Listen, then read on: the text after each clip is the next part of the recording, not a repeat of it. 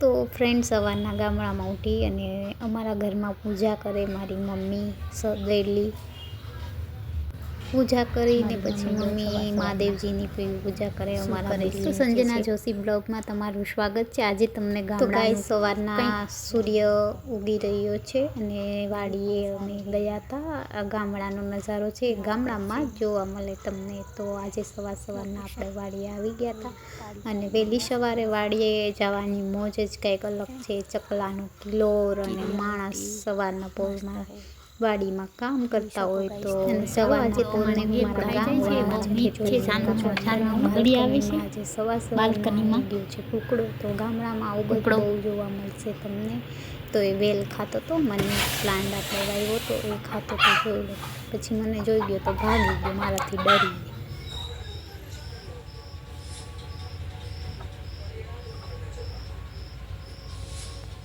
તો આજે તમને મારા ગામની જય માતાજી, જય શ્રી કૃષ્ણ. તો ચાલો આજે આપણે બ્લોગની શરૂઆત કરી દીધી છે અને મારા બ્લોગમાં બી કન્ટિન્યુ જોડાયેલા રહેજો. આજે અમે શોર્ટ વિડીયોની તૈયારી કરી રહ્યા છીએ. તો જોઈ શકો છો ગાઈસ, હાલ તૈયાર થઈને આવી ગઈ છું. તો ગાઈસ આ છોકરો અહીંયા આવીને શું કામ કરે ચાલે ફોન અને ફોનનું કામ તો નહીં જોઈ બે.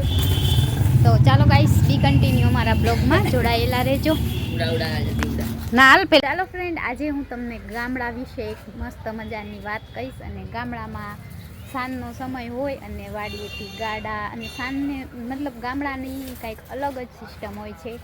તો આજે હું તમને ગામડા વિશે એક વાત કહીશ. જે છે, હું પોતે જ એક નાના ગામથી બિલોંગ કરું છું. મારું ગામ નાનું છે અને મારે ખેતીવાડી પણ છે. એટલે હું તમને આજે એક મસ્ત મજાનું ખેતીવાડી વિશે અને ગામડામાં શું કેવી રીતના જીવન હોય. ગામડાનું જીવન એવું હોય, મતલબ હવે તો ગામડું સિટી જેવું થઈ ગયું છે, પણ અમુક જગ્યાએ હજી એવું હોય છે કે વહેલા ઉઠે 5 વાગે, પછી સવારના ચકલા બોલતા હોય, વહેલા 5 વાગ્યામાં ઉઠી અને બસ અને કિલોર કરતા હોય. અને માણસનો વાડીએ જવાનો અવાજ, ગાડા બળદનો અવાજ, એ આપણું ગામડું.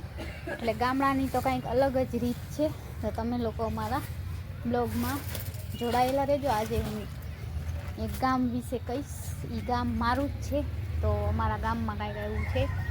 તો બસ આજનો ગામ વિશે એટલે સાંજ પડે તો ઘરે ગાડા બળદ અને માણસો પણ આવે. અને હવે તો ગામડા જેવી મજા ક્યાંય છે નહીં. ખેતીવાડી વિટાતી જાય છે. જેમ જેમ સિટી કોરા માણસ જાય છે ને એમ ગામડાનું કલ્ચર પણ સિટી જેવું જ થાય છે.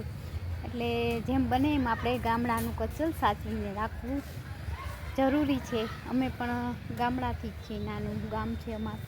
અને સાંજના છોકરા સ્કૂલેથી 5 વાગે છૂટતા હોય અને કિલોર કરતા હોય. તો એવું કંઈક હોય ગામડામાં. અને સિટીમાં તો કાંઈ નહીં, છોકરા આવીને બસ ફોન જોઈ લે એટલે સ્કૂલેથી આવીને બંધ થઈ જાય. જેમ કે અમારો કિશન પણ સિટીમાં રહીએ એટલે એને તો ગામડું બહુ ગમે. અહીંયા ભરાણા આવે એટલે ઘરે જવાનું નામ ના લે. એમ કે મારે ઘરે જવું નથી. તો ગામડાનું કંઈક આવું કલ્ચર હોય છે. અને ગામડામાં દરરોજ સવારે લોકો વહેલા ઉઠે છે. સિટીમાંય ઉઠતા તો હશે, પણ ગામડા જેવી મજા ના હોય. તમને હું ગામડાનો સવારનો નજારો બતાવીશ ને તો એમ થાય કે અને શાંતિ મળે. આપણે 5-10 મિનિટ માટે તમે ગામડામાં રહ્યો ને એટલે શાંતિનો અનુભવ થાય.